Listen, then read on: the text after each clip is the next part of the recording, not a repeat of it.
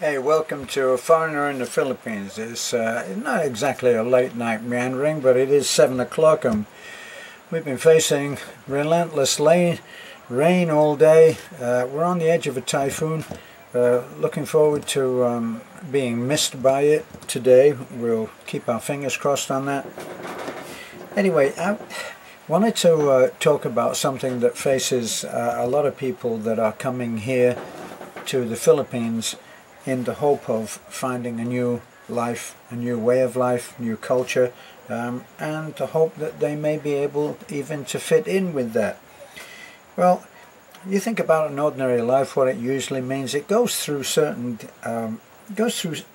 stages that are common to almost everyone. I wrote them down here. Look, I mean, for the first part, up to maybe 15 or maybe 18, you're living with your parents and you're ruled by them, and then you get a job, you leave home after you've at least started to fend for yourself. Well, that's what your parents hope. You leave home, you marry, you become a parent, you divorce, or you become widowed, you become grandparents, you slow down, you die. It's not a wonderful way of describing it, is it? But sometimes it might seem that way. I know that I've talked about this before, about there being past tense, present tense, future tense, and that they're all related to time. I've talked about present time, and I've talked about what I call other time. And other time is where, when you look at what's happened to you, it just seems like you were, I don't know, that you were totally confused about the whole thing. A little bit like trying to take down the tyre sizes on a Formula 1 car as it passes in the race. I always think that when I came out of the army, after being in the army since I was 15, what did I learn in the army? To be an army of one? Yeah, right. If you believe that one, you deserve it, okay? Once a Marine, always a Marine. Oh, yes. All of those little conditioning things that we go through. Well, I came out, I went in when I was 15 and a half, and it seemed to me that when I came out 8.5 years later, I probably could have mustered up enough wisdom to be able to be 16. What happened then? Well, I went out and I was a musician, and I was having quite a moderately good time, and then I met my wife. Well, that's when we went into other time, and it was it was something of a bum's rush through a whole life. And it seemed to me that when it went into other time, it was compressed down into, you take something that's this big and you compress it down into something that's that big. And it always seemed to me like, I wrote it down here, I met her on Saturday, dated her on Sunday, proposed on Monday, I married her on Tuesday. By the end of the week I had 3 kids, a house, a mortgage, 2 car payments, and a messy divorce to look forward to. That's other time for you. Well, it's not always like that, of course, but then there are people that you meet during your life which and they something about them, even though when you meet them and they tell you their story, usually people who are older than yourself, who you deem must have some wisdom, although age is no guarantee of wisdom. I've met some of the most stupid old people, and you may even regard me as being one of those. But when I went once on a vacation to the south of France, and I motored down there with a girlfriend, and we met an American. I think of this guy as being the American in Paris, even though it wasn't Paris. We went to the south of France, which is, or was then, absolutely beautiful place, and we stayed in a campsite in Fréjus, and that's on the Mediterranean. Just beautiful place, and a beautiful way of life. Fréjus was San Rafael, I think we went to. I got a moth. She was falling in love with me. I think I had the same moth last night. Is around the the lights, so I'll try to ignore it. Anyway, we met this guy, and I admired Americans then, because mainly because all of the people that I admired who did a job, they were musicians, and of course America is an absolute hotbed of great musicians, let's face it. All of the greatest jazz musicians in the world originated in America, and if they didn't originate in America by birth, they actually certainly were heavily influenced by the Americans. So you had great players, great trombone players, and yeah, people of great heart too. I remember that for those of you who are into music, and perhaps into instrumental music, you might know of Frank Rossellino. Frank Rossellino was one of the greatest players. Not sure whether he's still alive, but what a fabulous player. And a friend of mine, a trombone playing colleague of mine, told me that he went to New York and Frank Rossellino was playing in New York. Now we're talking about a living legend. Frank Rossellino, a living legend of the trombone. And my friend called up the Musicians Union and he got Frank Rossellino's phone number. It's as easy as that. It's not like trying to get in touch with a movie star. These are real people. And my friend was Irish. He's an Irishman. And he called Frank Rossellino. Now, musicians, no matter how big, no matter how small, they live by the phone. I don't mean they sit by the phone, but they live by the messages that come from a phone. And he calls up, and sure enough, the great Frank Rossellino answers. And getting over his nerves as quick as he can, he says, "Mr. Rossellino, I've come from Ireland, and I was hoping to hear you play." And he expected Frank Rossellino to say, "Well, you can see me down at this club or that club." And Frank Rossellino said, "Why don't you come along to a recording session that I'm doing today?" And he invited my friend to go along to hear him play and sit there watching the great Frank Rossellino at his everyday work in a recording session. And afterwards, when he got home, he wrote to Frank Rossellino and he thanked him for this great honour.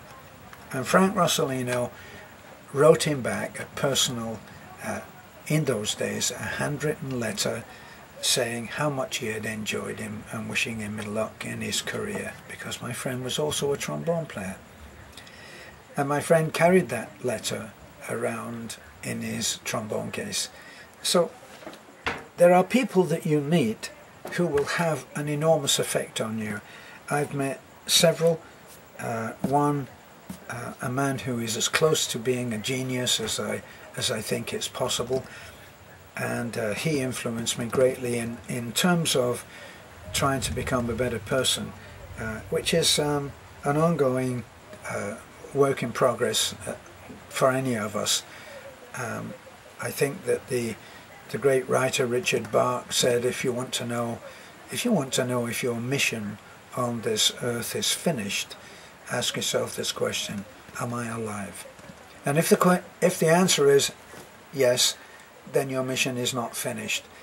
And so really what I wanted to get to was this whole thing, and I guess I should finish the American in Paris story, shouldn't I? There I go, wandering about through the thoughts again. The American in Paris, he told me that he had a great job. He had a great job, I think, in advertising. He was an advertising exec, and he lived outside of LA, in the desert, in a fabulous home. He'd had a happy marriage of 35 years. and I guess he was a man close to 55, 60s, and he'd made a fair amount of money, not an enormously wealthy man, but made a fair amount of money. And he described his life to me. They lived in an air-conditioned, beautiful house in the desert with plenty of land around them, and he drove to work every day along the freeway, going into work, and he drove in his Cadillac, a top of the line Cadillac with air conditioning and everything in it, all the bells and whistles, as someone I know used to say. And then he used to do his job, and he had a creative job, and loved what he did. But then he said it was as if one day he and his wife both looked at each other and realized that their mission together was finished, and that something else beckoned for them both. They split amicably, divorced, and parted, and they sold everything and split the proceeds equally, and they took care of everybody. And my friend, the American in Paris, left America, and he went to live on the south of France in this small town called San Rafael, I believe it was, near another town called Fréjus, which at one time was very famous because it had a dam that broke, and we went and looked at that. Huge boulders, terrible devastation. But anyway, he lived there, and he bought himself a scooter. And of course, I was a young man then, and I'm thinking, well, why would he be satisfied with all of that? And it was only years later, in fact, almost recently, I think about him, that he found what he wanted. He rented a small apartment. He didn't need a big one. He'd had all of that. He rented a small apartment. He started a new phase in his life. He didn't mention any girlfriends, but I don't think that he'd been there for long. He had his small apartment. He lived, he cooked for himself. He had a lady who came in and helped him with his laundry and all of that. So he was taken care of, and he pottered around the town and met people, talked to people, enjoyed people's company. He invited my girlfriend and I out to dinner and treated us and enjoyed our company, I guess, because we were young. And he had somebody who was teaching him French. So he started again. He found a new mission. He found that road that I always talk about, which is the one that should stretch out to infinity. And if you are at any stage in your life, when you look ahead, you should be looking into infinity. One of my favorite quotes was from Toy Story, and who was that character that said, the spaceman. The spaceman said, "To infinity and beyond." I like that.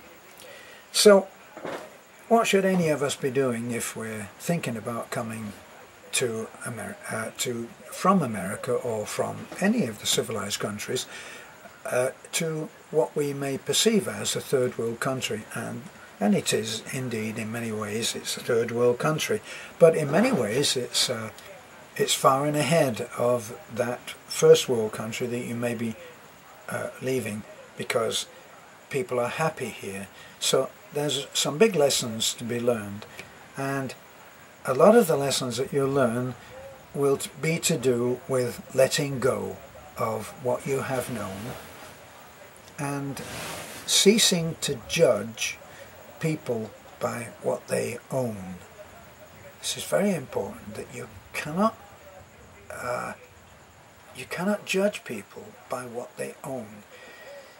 In America, in England, in all of those places, you'll be asked, well, what have you done with your life? And when you say you've learned a lot, that you've gained some wisdom, that you are spiritually better, none of that will count in my experience. None of it will count. A friend of mine used to say to me, because I wasn't terribly good with money, he said, people will forgive you anything. For killing, for being in prison, they'll forgive you anything. But they won't forgive you mishandling money. and that's all to do with materialistic views. So when you come to the Philippines, one of the biggest trials that you will have will be to forget about that. If you want to be happy here, and I talked recently about the different stages that you go through when you come to the Philippines, and if you don't go through those stages, and they are as marked as any milestone along the way in a journey from A to B, they are definitely there, and your challenge is to realize where you are at any given point. If you were taking a bus from one town to another, and you were looking at the stops along the way, if I go from Tagbilaran to here, if I go from here to Tagbilaran, I note where I am at any time. I know where I'm going, and I note where I am, and I see the stops along the way. If I were to take the bus, I would see the stops along the way, and in fact the conductor would probably call them out, and he would say, this is where you are, you're in Claren, or you're in Abanga, or you're in Tubigon, and all of those places are along the way. And then when he starts to call the last parts of the journey, I start to get ready. Well, the thing with life, and life when you are in a journey which can be extended just by your will and your decisions, it can go on much, much longer in a more rewarding way. You don't have to go through that being only seen as a grandparent who is visited every so often and waves goodbye to the grandchildren as they walk out, and then he or she spends, say, another week where they do very, very little. I realized this when I went to the UK to see my son and his bride-to-be, and they suggested that I should live not with them, but in proximity to them, and that I should go and live in the UK. And presumably they intended that my wife would go with me too. And I looked at what I would do, and I would say, well, saying to myself, which sounds wonderful, they said, well, as soon as you come here, you'll get an apartment, and you'll get this, and you'll get that, and they'll give you an amount of money, which would be in addition to your pension, and you'll be taken care of, and it's free medical, and oh, that would be wonderful. I could get sick, couldn't I, and still be okay. I don't think in terms of getting sick now. I can't afford to get sick, and so I put that aside as an unacceptable option. Okay, you may agree with that, or you may not. Well, I realized that if I went there, I would suddenly be my age. And so when I came back, I got off the plane in Cebu, and I got the ferry out. Did I get the ferry out there? I got the ferry back, and I'm coming home, and I'm losing my age because I have a lot to do. I have more to do than most people who are doing ordinary jobs, because Beth and I don't quit. We work 24/7 without complaint, by the way. We're not complaining. We love what we do. The joy in what we do is just wonderful. And my road now continues to stretch to infinity. And that's what I would encourage people who come to the Philippines to try to adopt that way of looking at things. You're going it alone, probably. And one of the things that you will face is that people they'll feel almost betrayed because you shake their own sense of comfort. Now, when you get to an age of 65 or so, you're not supposed to be going out on new adventures. You're supposed to be being the grandparent and still being there, probably in the same position, in the same chair and everything when the grandchildren come to see you again. You're not supposed to be doing stuff. You're supposed to be tinkering about, perhaps mending watches or something like that, you know, something where you can't get in trouble. And that's what you're supposed to be doing. So don't be surprised when you upset people. Well, why are you doing that? And yeah, well, you're not going to get married again, are you? Or all of these things will come up, and it will illustrate to you that you're not supposed to get into another adventure according to other people. Now this may well happen in more ways than one. A long time ago in the UK, and history repeated itself here, I used to go and see regularly. I'd go and visit some friends, and it was always me that visited them. And when I didn't visit them anymore, there was no friendship anymore. So it was only what I was doing in visiting them that made a friendship. There was no reciprocal agreement. And when Beth and I got hugely busy here, we didn't have time to visit some friends. And it made me realize once again that sometimes when you enter into a new phase of your life, trying new challenges, occupied and dedicated to a new mission, you will find out who your true friends are. Because those who never reciprocated will consider that you're not visiting them anymore, you're not doing this anymore. You will have disturbed their sense of comfort. Be ready for that. As soon as you start to make your own decisions, which are not based on the advice of others, keeping your own counsel, you will be up for criticism. Now, this is not relating things in a purely personal way.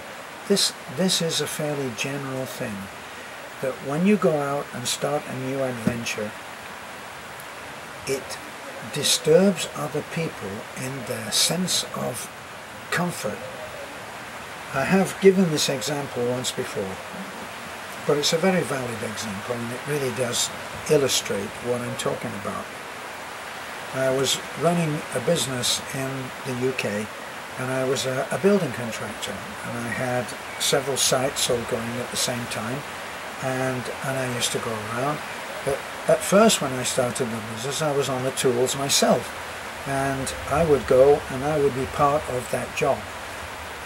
I met a man who was very successful and had earned millions of pounds on the stock exchange and by giving advice to other people on stocks and shares. And that was his business, and he was very clever, and he was young.